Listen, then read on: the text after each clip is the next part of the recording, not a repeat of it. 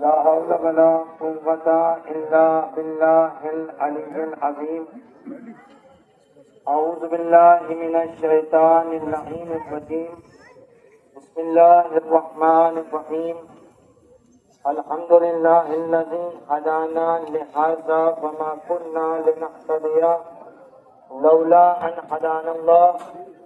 لقد جاءت رسل ربنا بالحق والصلاة والسلام والتحية والإكرام على النبي الأمي المكي المدني القرشي الهاشمي أبا القاسم محمد. اللهم صل على محمد وعلى محمد وعلى أهل بيته الطيبين الطاهرين المعصومين المنتقمين المنتجبين ولعنة الله على أعدائهم أجمعين من يومنا هذا إلى قيام يوم الدين. أما بعد فقد قال رسول الله صلى الله عليه وآله وسلم هذا حسين فاروق. عزاداران مظلوم کربلا، عزاداران سید الشہداء، ماشاءاللہ یہ جلوس عزا، ہم جو جلوس عزا کو نکال رہے ہیں، یہ جلوس عزا ظالم کے خلاف احتجاج کا نام ہے. ہمارے اور آپ کے پیارے نبی حضرت محمد مصطفیٰ صلی اللہ علیہ وآلہ وسلم نے یہ ارشاد فرمایا، ھذا حسین فاعرفوا، یہ حسین ہے، اسے پہچانو. اس لیے کہ آج بشریت کی سانس لے رہا ہے تو حسین کی وجہ سے. آج آدم آدمیت کی سانس لے رہا ہے تو حسین کی وجہ سے. آج انسان انسانیت کی سانس لے رہا ہے تو حسین کی وجہ سے. اگر ایک مسلمان صاحبان ایمان بن کر جلوس عزا میں آ رہا ہے تو حسین کی وجہ سے. گویا آپ متوجہ ہوں کہ ہمارے سروں پر، ہمارے گردنوں پر حسین ابن علی کا احسان ہے.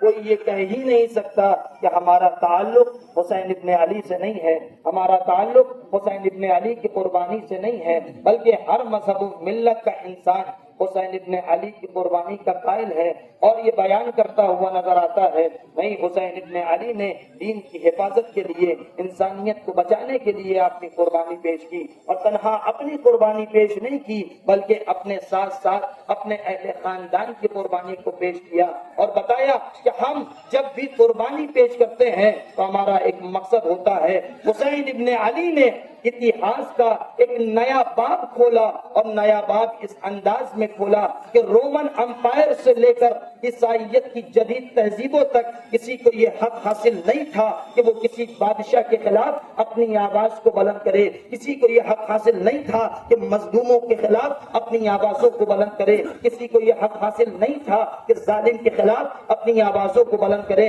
گویا حسین ابن علی نے ایک نیا باب کھولا اور انسانوں کو انسانیت جیسی تعلیم دی اور کہا سب سے پہلے انسان بنو، بعد میں مسلمان بننا. خود حسین ابن علی نے یہ پیغام دینا مقصود سمجھا، لوگوں کو بولنا سکھایا، لوگوں کو چلنا سکھایا، لوگوں کو اٹھنا سکھایا. یہ کس نے سکھایا؟ حسین ابن علی نے ہمیں یہ پیغام دیا. حسین ابن علی نے ہمیں سمجھایا کہ اگر جب بھی ظالم سر اٹھا کر اپنی آوازوں کو بلند کرے تو ہم وہ ہیں جو ہمیشہ ظالم کے خلاف احتجاج کرتے رہیں گے، ہم ظالم کے خلاف اپنی آوازوں کو بلند کرتے رہیں گے. وہ متوجہ کر دیا حسین ابن علی نے کہ چاہے جس دور میں تم زندگی گزارتے رہو، چاہے جس زمانے میں تم زندگی گزارتے رہو، ہر دور میں کوئی بھی یزیدیت مزاج کا انسان اپنے سر کو بلند کرتا ہوا نظر آئے گا تو حسینیت مزاج کے لوگ اس یزیدیت ظالمیت کے سر کو بلند کرنے نہیں دیں گے اور ظالم کے خلاف اپنی آوازوں کو بلند کریں گے،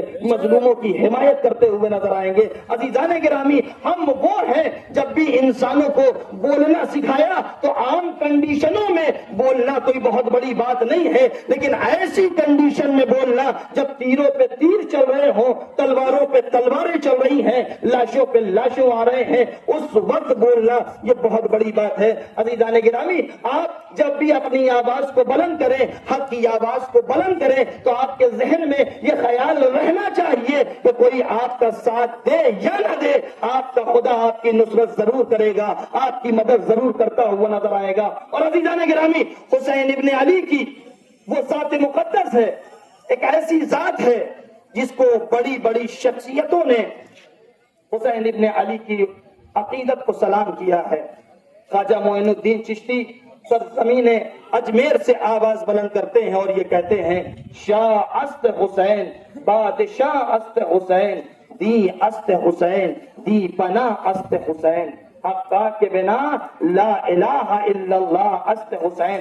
گویا خواجہ معین الدین چشتی اپنی سرزمین اجمیر سے یہ بیان کر دینا چاہتے ہیں، حسین شاہ بھی ہیں، حسین بادشاہ بھی ہیں۔ اگر دین کا کوئی بادشاہ ہے، دین کا سپہ سالار اگر کوئی ہے تو وہ حسین ابن علی ہیں۔ میں کہوں گا، اے خواجہ معین الدین چشتی، آخر بادشاہ کی تعریف کیا ہے، بادشاہ کی ڈیفینیشن کیا ہے؟ خواجہ معین الدین چشتی یہ آواز دیتے ہوئے نظر آئیں گے کہ اگر تم بادشاہ کی ڈیفینیشن پوچھنا چاہتے ہو، بادشاہ کی خصوصیت پوچھنا چاہتے ہو، تو بادشاہ اسے کہتے ہیں کہ جب بھی کوئی سائر بادشاہ کے دربار پر آتا ہے تو سائر خالی ہاتھ نہیں جاتا۔ ایک مرتبہ خواجہ معین الدین چشتی سے سب نے یہی سوال کیا، حسین کی بارگاہ میں یزید آیا تھا دو چیزوں کا مطالبہ کرنے کے لیے، یا تو بیعت کر لو یا اپنا سر دے دو۔ خواجہ معین الدین چشتی نے یہی جملہ کہا، یہیں سے حسین کی بادشاہیت کا اعلان ہو جاتا ہے۔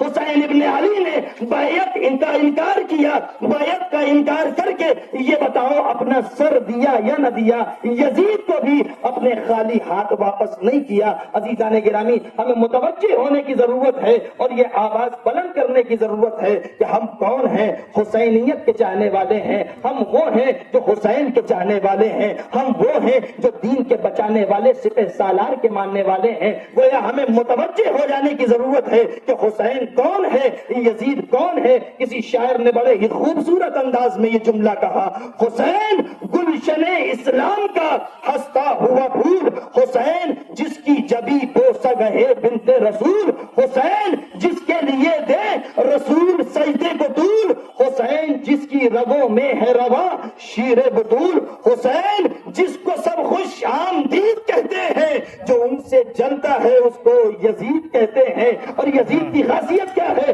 کون ہے یزید؟ یزید تیر و تبر نیزہ ڈھال اور شمشیر، حسین صبر و سکون شکر نعرہ تکبیر، یزید کوڑا ہے کرکٹ ہے بو ہے بدبو ہے، حسین پھول ہے نکھت ہے گل ہے خوشبو ہے۔